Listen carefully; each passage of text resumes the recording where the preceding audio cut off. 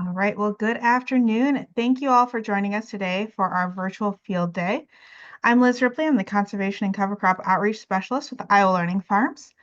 For those of you that are not familiar, Iowa Learning Farms is based on campus at Iowa State University, and we are building a culture of conservation, working with farmers, landowners, agency partners, researchers to implement conservation practices that help improve water quality and soil health while remaining profitable. These events, including our virtual field day today, are made possible through our partnerships. I want to give a shout out and thank you to the Iowa Nutrient Research Center for both funding this project and helping support this virtual field day.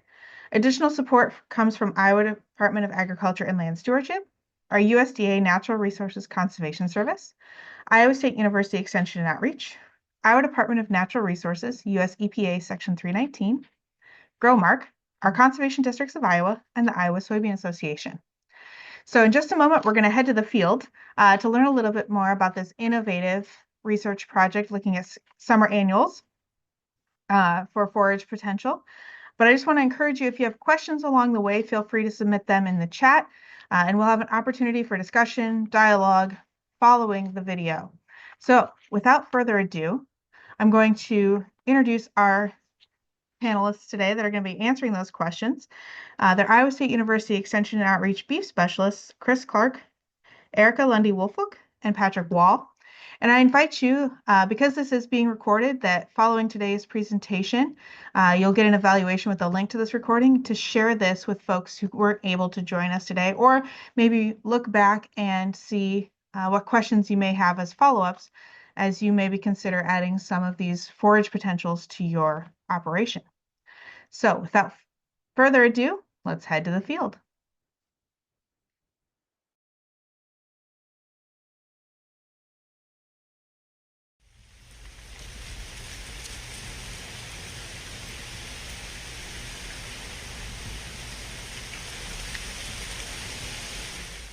My name is Chris Clark, and I'm a beef specialist with Iowa State University, covering central and south central Iowa. We're here today to discuss a research project here at the McNay Research Farm about evaluating rotations of cover crops and summer annuals. So we started this project back in the summer of 2019, and at the time, cash crop prices were relatively low, hay prices were very high, and we were looking at some different ways to basically increase forage production across the state of Iowa. In terms of water quality and conservation, we know that the benefits of cover crops are pretty well documented, but we still would like to see more utilization and more implementation of cover crop use across the state. And we just wanted to do a demonstration project showing a rotation of cool season cover crops and then following with summer annuals to kind of fill in some gaps in forage production. We started in the summer of 2019 with seeding of warm season annuals. So we used 5 different species. We started with teff grass and 2 different species of millet, so a Japanese millet and a pearl millet. And we did sorghum sudan grass and crabgrass. And basically let those grow until late summer, early fall, and started taking forage samples to look at nutrient value or forage quality and yield numbers as well. Then we terminated those crops after harvest, followed with cool seasons going into the fall. So we did a fall seeding of cool seasons that included a couple varieties of wheat, triticale, barley, and cereal rye. Same kind of thing with those. We let those obviously go over the winter, came back in the spring in early to mid-May, and did the sampling to get yield value and forage quality, and then just kind of kept that rotation going for a few more years. So in this project, we did not graze. We didn't incorporate cattle. We simply did small plot work. We had replicated plots at actually 3 different research farms, really focused on forage quality and yield potential. And so we did the sampling to get those numbers, and then between each reseeding of the next crop, we would simply terminate. We'd bale off the residue and then terminate with spray and then come back in and seed the next crop. So some of what we learned that I found most interesting would be some of the logistical things, just very practical things like which species overwintered well, some things in terms of which species were more difficult or more easy to establish. So for example, we had some producers that were interested in using barley because barley is known to be pretty nutritious and pretty palatable. It really did not overwinter well for us, and so we had very minimal yields at all three different farms actually, very minimal yields and just poor emergence in the spring. We learned a little bit about maturation of like rye versus wheat. The wheat tended to mature a little more slowly than the rye and the triticale. And so we tended to harvest those a little bit later based on maturity of the plant. We were shooting for like harvest at boot stage to minimize or to replicate what people might do to harvest for silage. And so we harvested the rye a little earlier, about 7 to 14 days earlier than the wheat. And so the wheat would have a greater yield simply because it had more growing days before harvest. Crabgrass proved a little difficult to establish. It's a little slower to germinate, but then it became very persistent and very competitive after it finally took off. So that was a learning issue. Teff grass is another one that's difficult to establish. We probably didn't prepare the seed bed adequately for that one. It really requires a pretty firm seed bed and a very shallow seeding depth. So we probably didn't have the seed bed prepared firmly enough, and we probably seeded a little too deep, and it struggled to take off as well. In addition to those practical things, I think we found, some good things in terms of just knowing quality of the forage. Most of the forages that we harvested at that stage were kind of in the later vegetative stages of growth, and so as you would expect are pretty palatable, pretty high quality in terms of nutrient concentration. And then we got some yield numbers that can be helpful just in terms of figuring out which species a producer might prefer. Yeah, so I actually refer to our findings a lot and refer to our experiences quite a bit when I get questions from producers. I refer back to those practical things. If a producer's asking about crabgrass or teff or whatever, I feel like I have some good experience and good information to share there on some of those practical and logistical things. I've had producers ask about barley in parts of the state that are maybe even north of here, where I say, man, I don't know if it's really going to be your ideal choice for overwintering in that part of the state. And yeah, I think the yield and the nutritional values, or the yield and the forage quality information that we have, I think is really valuable to producers. I think one of the reasons that we wanted to do the project was to maybe help break down some barriers to implementation of using cover crops. So, like I said earlier, I think we know that the long-term conservation benefits of cover crops are pretty well documented, but it's a little harder to pencil out the use of cover crops in the short term. And so I think if we can view those as an additional forage resource and kind of make the most of those forage resources, I think that can be helpful. So that's something that's exciting to me, is I think if we can encourage people to use those cover crops that go kind of over the winter and into the spring for not only the conservation benefits, but for some forage production, I think that's a win-win. And then in terms of the summer annuals, there's a couple aspects there that are interesting to me. So one is that sometimes managing the calendar is kind of difficult. If we're thinking about using a cover crop in the spring as a forage resource, but we're also thinking about coming back in with a cash crop, sometimes when it's about ready to graze, it's almost time to terminate and plant our cash crop. And so are there ways to incorporate summer annuals with the use of those cover crops to kind of make the calendar more manageable? The other benefit of that is that in Iowa, we tend to rely on perennial cool season pastures. And we tend to have kind of a summer slump where the pastures go dormant, don't grow very well during the heat of the summer. And so I think there's an opportunity to fill in that gap of forage production with those summer annuals. And again, it kind of just fits. It can be kind of a win-win. We have the conservation benefits of the cool season annuals through the winter, come in with an annual forage to kind of fill in that forage gap during the summer, make the calendar a little more manageable, and hopefully get more forage and more cattle on the land.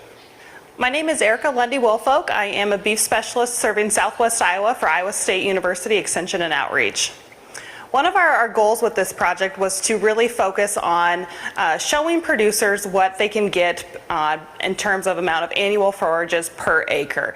And so we started this project at a time when cow numbers were kind of on a downhill slide and have continued to be less every year as well. Also on the flip side of that too, we have less pasture and forage acres that are available to us. So our goal was to really demonstrate to producers this option of an annual forage rotation to help add into their grazing system and keep some of those cow herd numbers here in southern Iowa. So in terms of this project, it was really kind of all hands on deck. So we had both our field agronomist and our beef specialist that were as part of this team. And so we looked at some of the nutrient quality, how those forages would help fill some gaps in terms of the production cycle for the cow herd. Our agronomists that were on team were really helpful and beneficial in helping us with some of the species selection, some of the management of those species, and how that would fit into the typical enterprise of our farming families here in southern Iowa. One of the big things that I feel is exciting from this project is really kind of showing the response to nitrogen. So a lot of our producers here look at the annual forages as an option to help capture and keep some of those nutrients in the soil.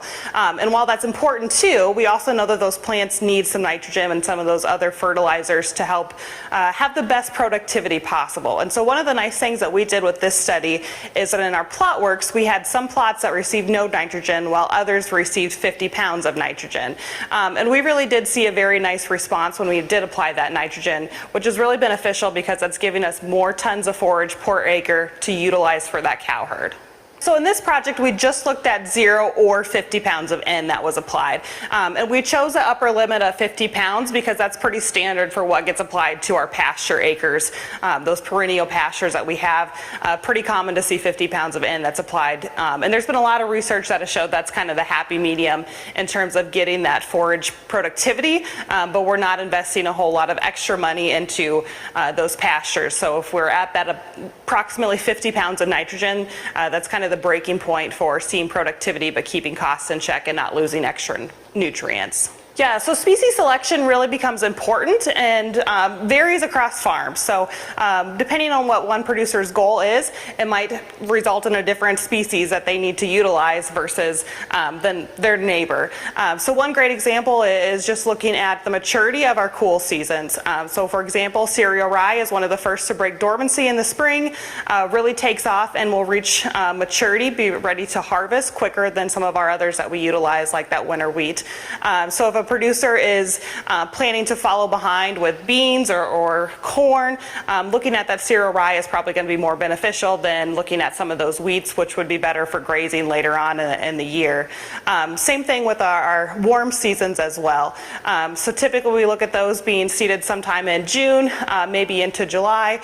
But if we are looking at some opportunities to meet what's needed in terms of our grazing rotation, there's a little bit of flexibility there, and when those can be planted to meet those needs of the cow herd for that forage that's needed.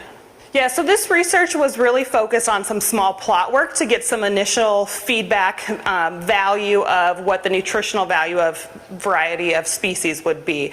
Also got some numbers for expected yield. But again, we were on a very small scale, so we did a lot of intense sampling. Kind of the next step with this project is to take it to a larger scale and try to look at it on a bigger acre area on what we can look for producing that forage and how it can fit in. With this study, since we were on a small scale, we were limited on doing harvesting versus grazing. I think taking it up to another notch, adding in that grazing is also kind of the next step for this study to look at how those cattle respond to and utilize those forages. So obviously we know that there is some palatability differences among these species, and so looking at it on a larger scale would be beneficial too, to see what those cattle prefer when they are grazing. My name is Patrick Wall. I'm the beef field specialist for Southeast Iowa for ICU Extension and Outreach. So my interest in this project was everyone had their own avenue as to why we thought this was important. I get a lot of questions in Southeast Iowa on economics.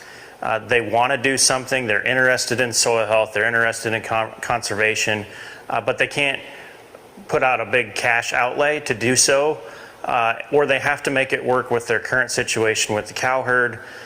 They have a lot of things that they want answered before they're willing to write the check, so to speak.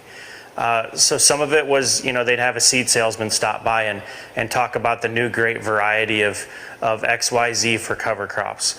How expensive were they? The cost of cover crops did go up as the popularity went up, as you might imagine. And then fertilizer costs were increasing too, they always have.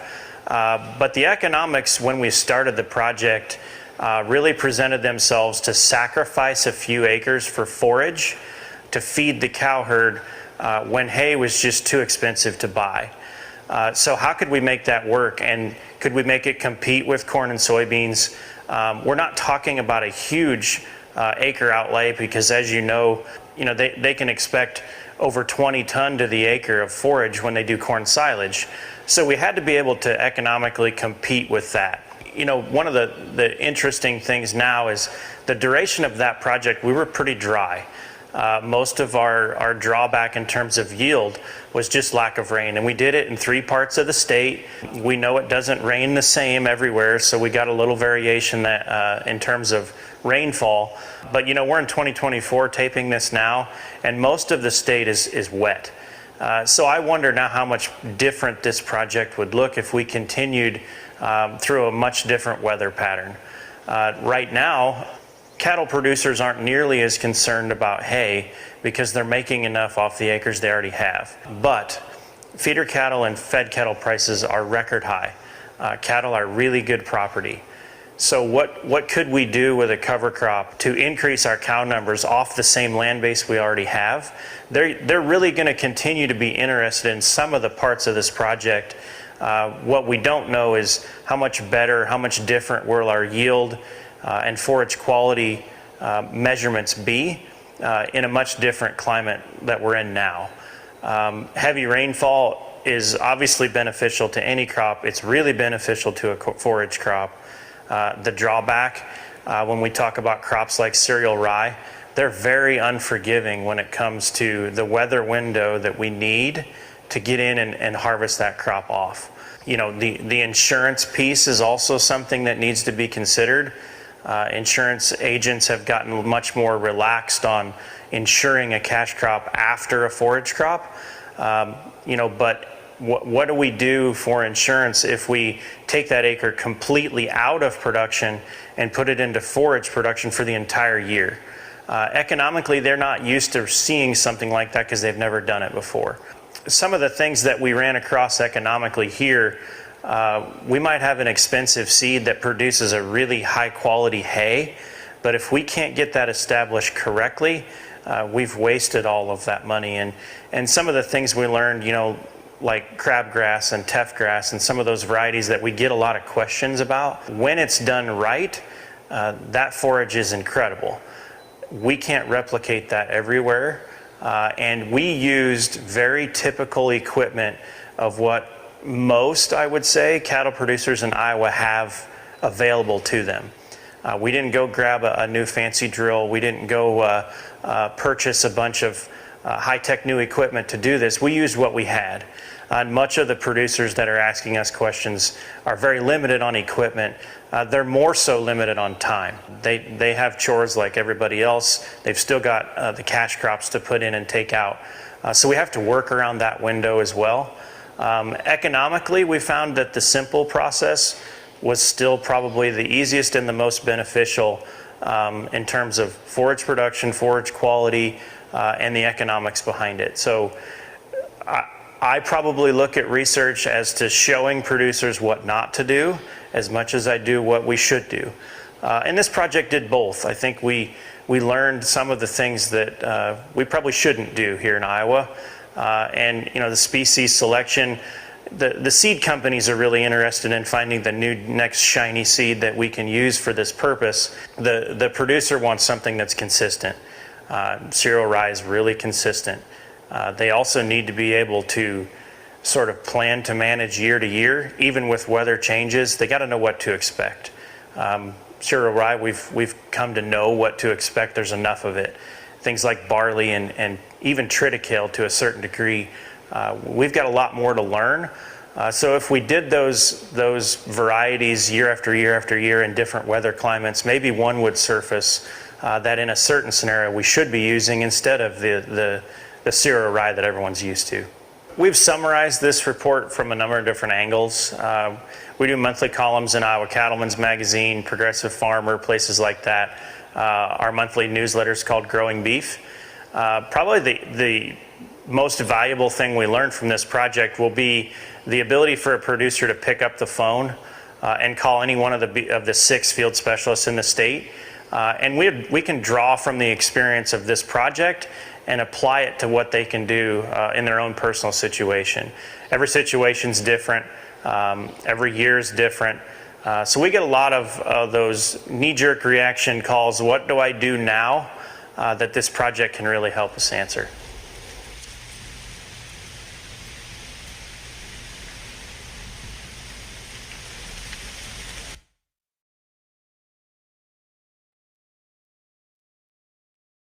Great. So thank you again for joining us today. If you have questions for our presenters, feel free to get those in the chat and we will have an opportunity here to get those asked. So let's just dive in. Again, keep those questions coming in. The first question here is, were there any issues with establishing the warm season forage during the summer months due to heat or precipitation or lack thereof? So you noted there were some challenges doing it right. I guess, could you elaborate on those a little bit? I'll take the first stab here, and then Chris and Patrick can jump in too. So Chris alluded to this a little bit in the video there. TEF was a big one that was a challenge. We had one year where it worked great, looked pretty awesome. And then there's other years where we kind of struggled to get that seed bed prepared. And really get the right depth on that. So that's a little bit more of a shallow seeding than what some of these others we were using. And so that was a challenge too. It was dry most of the years that we did this, but luckily not enough to completely hinder growth. I think we had growth on all those species every year. It was just a matter of how much rain really kind of impacted what that looked like. One that did stand out here in the Neely Kenyon farm in Southwest Iowa in Adair County, we had a nice stand of Japanese millet one year.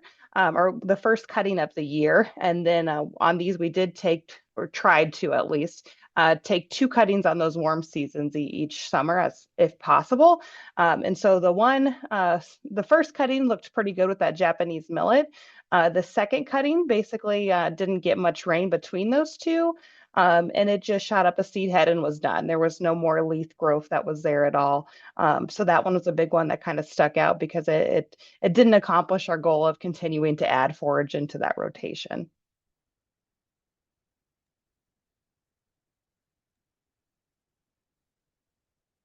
I would agree. I think in terms of those second cuttings, one thing that was interesting, I think we got a little aggressive in terms of cutting height. For some of those species, we probably could have gotten more growth had we not harvested so low with that first sampling. And then weather was definitely a part of that, though. There were some instances where we were pretty dry for extended periods, especially for that second cutting. I was actually surprised in a couple of cases that we had the growth that we did after that initial seeding for the warm seasons because of that dry weather. But some of those, like the sorghum sudan grasses and the millets, did surprisingly well. I would reiterate that. I'd say the most important rain for those crops is the first one. You can't lay there. It can't lay there in hot dirt and bake in dry soil. Once it gets established, it is really drought tolerant for the most part. But there's got to be some significant rain on it fairly quickly after you plant, or your results are considerably worse. And so while we're on this establishment, just for clarification, this particular trial, these were all solo seeded species, not in a mixture, correct? Seeing nods. Correct. Yes. Okay. Um, so question here, Erica, you touched on the nitrogen application and that's, typical for pastures that are largely Kentucky bluegrass. This comment here is that summer annuals can often use much more. So potentially, will you look in the future to study nitrogen rates on like sorghum Sudan grass or pearl millet, crabgrass teff that would be above that 50? Um, they're saying it'd be great info. So maybe that's a future grant opportunity to test out. Yes. So Denise Schwab is our counterpart, our beef specialist in Northeast Iowa. She did a very similar setup to this at the Northeast Iowa Research Farm. And I believe that she did look at 50 and 100 pounds of nitrogen applied.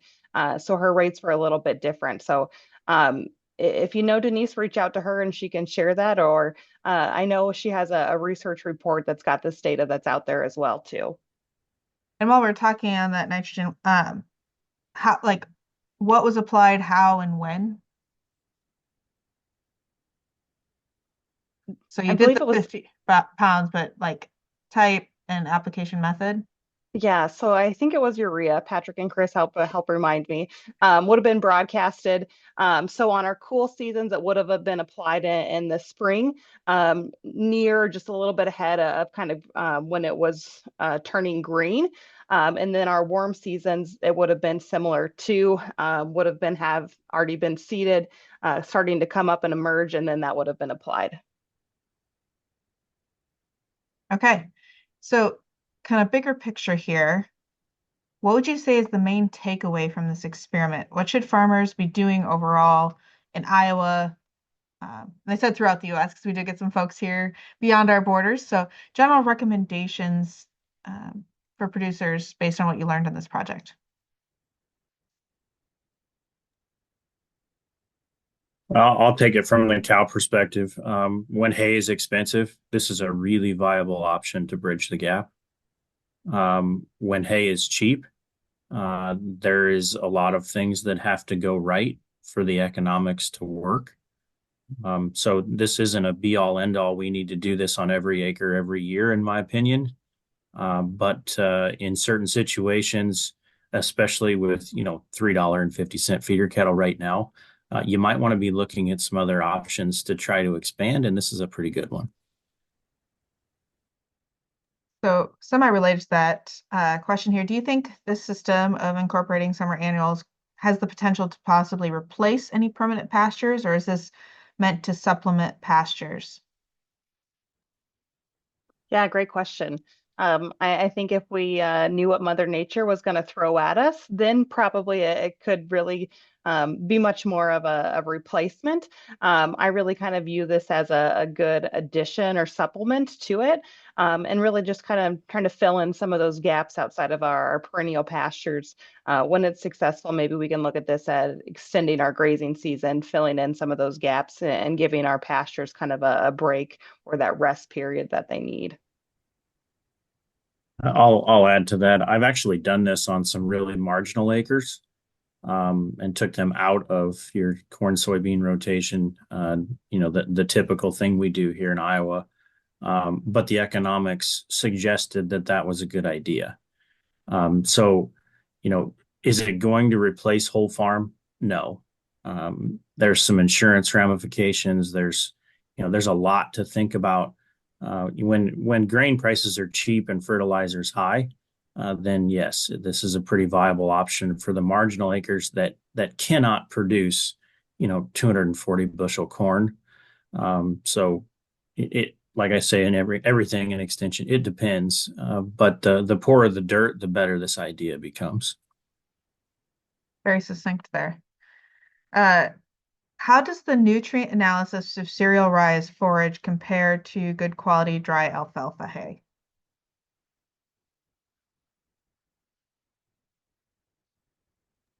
Hmm. I, and maybe the data will be posted later, but I'll answer that from a different way. Um, the difference isn't necessarily protein and energy, it's moisture. And with that, rate of passage. That forage is incredibly good for a cow. It's probably too good. And in certain situations, it's too wet. So alfalfa hay rate of passage would be much better because it will simply go through slower. There's a lot of water. We've been telling folks asking a cow to peak lactate on wet young rye is pretty tough. Uh, so that there's a lot more to think about than just the nutrient analysis. You got to think about the cow. We've often recommended adding a poor quality forage or even a corn stalk bale to help those cows with some fiber. We did this study on developing some heifers, same location at McNay, and the heifers did really well when they had waterway grass to eat. When the waterways were picked off clean and the field edges were picked clean, performance suffered. So there's some other things to think about with rye instead of just nutrient analysis. I would add to that, when you think about feeding over the winter, that comparison to dry alfalfa hay makes some sense. The other comparison that's important is to maybe think about how these species compare to what a perennial pasture would look like at the time. And Erica's got a couple nice charts that show that. But in most cases, the quality was equal to or better than what perennial pasture would be at the time, and most of the time pretty adequate to support spring calving cows in any kind of associated stage of production. So I thought that was a pretty positive thing to see. I've got a couple more questions here before maybe we do take a look at some of those yield results here. But you mentioned there was 2 cuttings. So what was the approximate date of seeding for the summer annuals and then those 2 cuttings? So it did vary a little bit year to year just based off of weather and patterns and what things kind of looked like. But our target with the warm seasons was in that late May, early June timeframe. And then so roughly 45 days was probably that first harvest. And then we were probably on about 30, 40 days on our second harvest with the warm seasons. So that would put us in kind of September timeframe for planning those cool seasons. We did have intentions of looking at some fall yield growth, but we never felt that we had enough to make it worth the effort. And so we always just did a spring harvest on those cool season forages then. It was kind of interesting in my recorded piece. I mentioned, trying to manage the calendar. I think there were a few instances where, we had to step back and try to think about the big picture and when that next crop needed to be seeded. Maybe we could have still gotten additional yield from the existing crop had we waited on that next cutting, particularly the second cutting of the warm seasons. But sometimes it was kind of a matter of we need to kind of get this wrapped up so that we can get prepared to seed that next crop. All right, so there's a question here. Besides grazing, how else could the use of cover crops affect cattle? So, we talked a little bit about forage, but any other ways that cover crops and cattle can maybe be integrated or paired up? I'll start real quick and then Erica and Patrick can jump in. But, I think there's obviously the component of grazing the forage, but there is the opportunity to mechanically harvest. In this case, we're probably looking at making silage in some cases rather than trying to make hay out of these products. The other thing that comes up now and then is just what do we do with areas of ground that maybe have been abused, maybe calving pastures, sacrifice feeding paddocks from the winter. Could we come in and do some warm season annuals or kind of cover crops there just to protect that soil, get something, established. And then in the right situation, you could come back and use that a little bit as forage as well. Even things like, some crop gets flooded out in the spring, we're in a prevent plant situation, rather than letting that lay fallow or trying to come back with that cash crop. Could we do something like a warm season annual to get some forage production?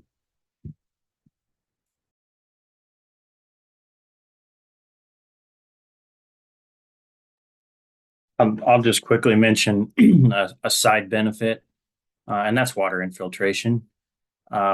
We harvested some rye at boot stage.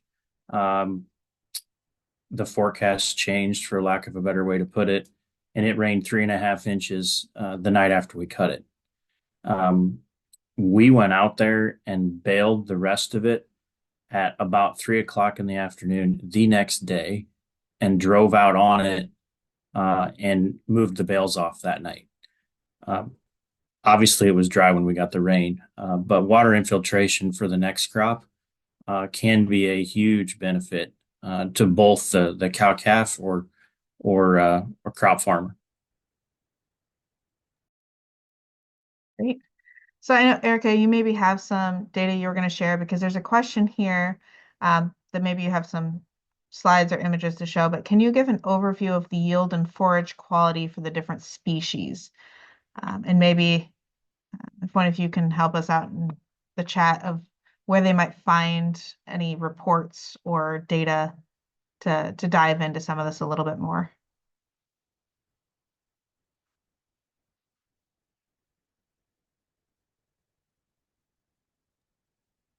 I'm guessing I know there's a report with the Iowa Nutrient Research Center, and you said you've publicized this in a variety of places. Maybe the Iowa Beef Center has a summary report as well.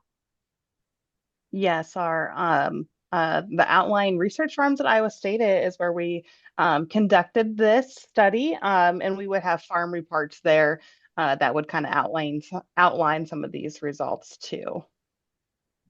Not sure that we have farm reports for all the sites.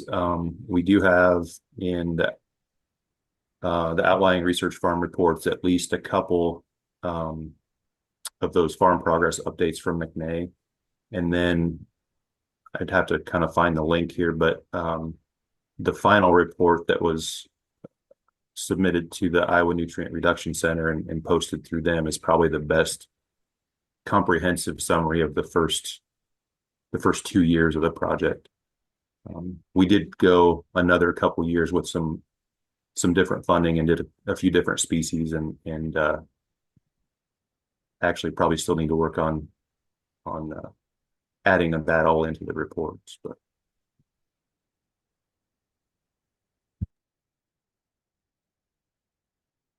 I'm sharing here in the chat for those that are interested. You can find the final report on the Iowa Nutrient Research Center's website. But it looks like here we've got those forage yield results. Yeah, so this is from 2 years from all three of our farms here. And so this would be the average over that time period. So Chris mentioned barley. There was something that we've gotten some questions from producers specifically in kind of southern Iowa with that curiosity of, we're farther south. Is it likely that it would overwinter? And so the answer is no. The odds are not in our favor there. So there was a little bit there that we could see when we applied that nitrogen, but not a whole lot to make it worth the efforts or our expenses. But gives you a visual of what it looks like throughout the rest of it. So again, fall seeding, we didn't really get a whole lot of fall growth. And so this would have been harvested in probably early May for the most part of when these were done. I do have our warm seasons here too. I'll try to pull up real quick. And like Chris mentioned, our cutting height was something. So our research farms, we have a kind of walk behind little sickle mower is what we utilized. And for being a warm season, our cutting height was probably too low. And so that was a limitation of our study, is just not having the equipment to kind of maximize what we were after there.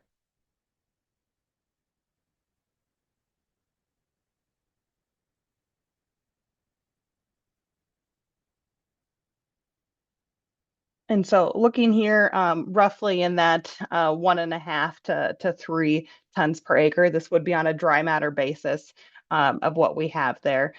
So again, see that nice response to nitrogen where we're getting that roughly 1.5 additional yield that is there. And so this would be the whole growing season total, not just a specific cutting. So this would be for the whole growing season.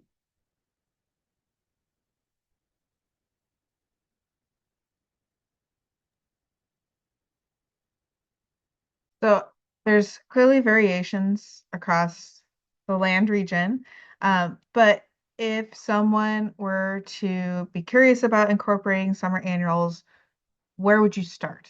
What would you recommend for species, seeding rate, um, and maybe I'm forgetting a few other variables with that, but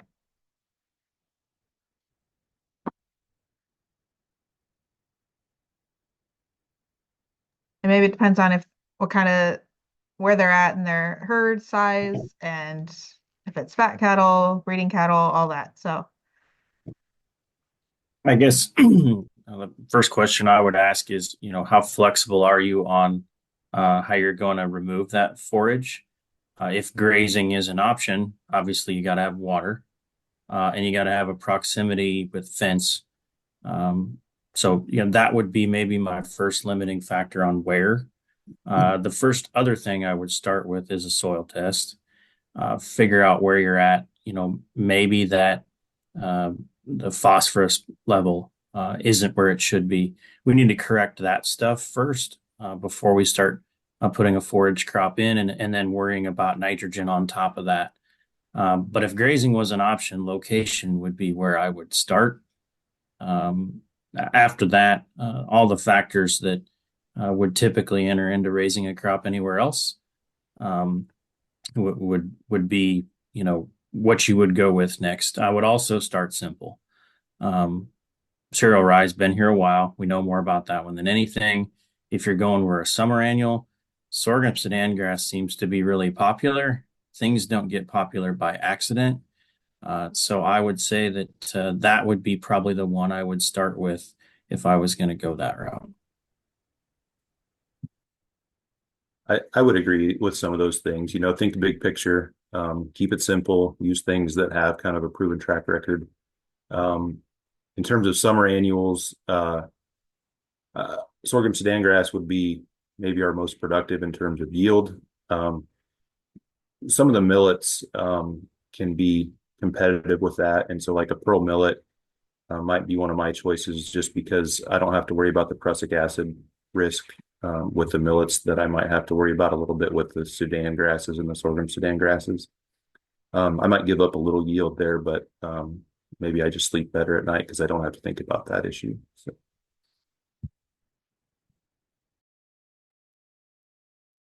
and so I did share the link to the beef specialist page. So if you have specific questions about your particular operation, you can find the specialist nearest you to make that connection, possibly do a site visit, chat, learn more about what it is you're trying to accomplish, and answer some of these questions that Patrick had as you're getting started to make the best fit for your operation when it comes to incorporating some of these.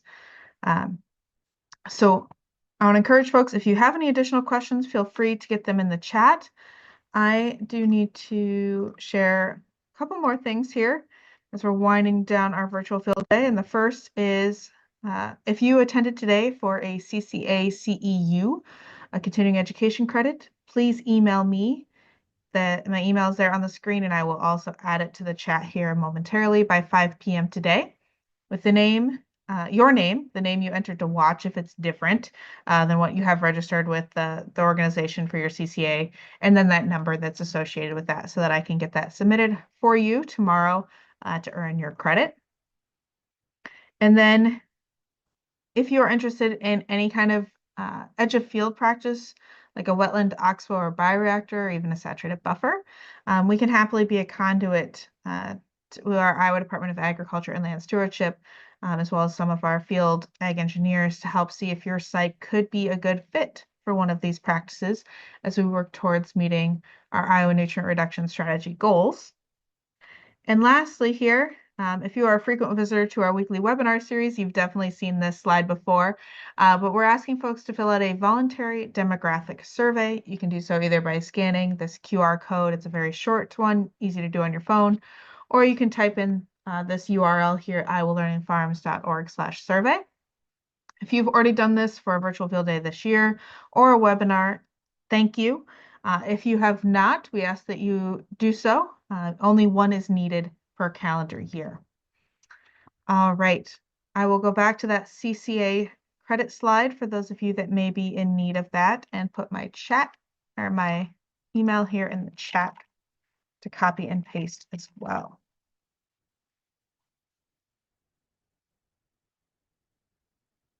All right. So with that, I will turn the virtual floor back over to you, Erika, Patrick, or Chris, for any final thoughts, comments, or ideas, maybe future goals for this project moving forward. Yeah, one thing that is kind of important to keep in mind, and I've had a couple local producers or neighbors that have been in this boat too. So if you try something one year and it doesn't work, don't be afraid to try it again. Don't just chalk it up to a lost cause and give up. It is something that takes a bit of time. Weather is a big role as well. So just keep that in mind and don't be afraid if something doesn't work one year to not try it again. Obviously, maybe use some resources, maybe tweak some things, try something, but don't just give up in general on trying to include some of those annual forages into the rotation. I would just end with a quick thank you to everybody for joining us, and thank you to the Iowa Nutrient Research Center for funding the project and for giving us the opportunity to highlight this in a virtual field day like this. Kind of a cool deal just to kind of continue to get some mileage out of it and share it with more people. Yeah, it's clearly still of interest, and maybe a few follow-up questions to consider as you move forward and hear questions from producers as you work with them too. I don't have much else to add, other than, cattle are going to be pretty good property for the next several years in a row. So doing some things that maybe we haven't done traditionally, to try to expand the cow herd. We need to be thinking about that more than maybe we ever have. And I think this project maybe just scratches the surface on what we can do in order to grow cow feed that doesn't come from the typical sources we think of here in Iowa. Awesome. And yeah, feel free to check out those links in the chat. For those of you that are watching this archivally, it's easy to search the Iowa Nutrient Research Center. You can look back at past projects. This one was from 2019. And you can also search the ISU beef specialists. Quick search gets you directly to their page to find the ones closest to you. So thank you all for tuning in today. It's been a pleasure, and we'll look forward to seeing you the next time. Take care, everyone.